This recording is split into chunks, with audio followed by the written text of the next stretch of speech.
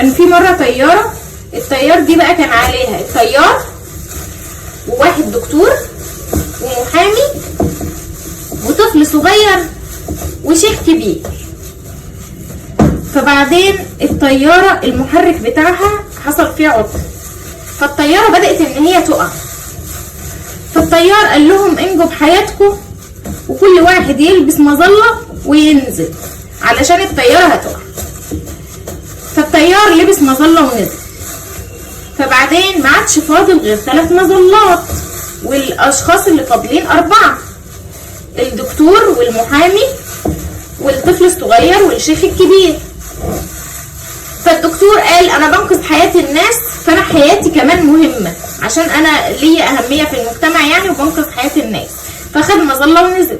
والمحامي قال انا برضو حياتي مهمة وانا اذكى واحد في العالم، وخد المظلة ونزل.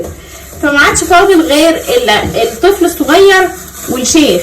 فالشيخ قال له بص يا ابني انا عشت حياتي وخلاص وشفت في الحياة كتير وخلاص وكفاية عليا قوي كده، انت لسه الحياة قدامك، فخد انت المظلة وانزل.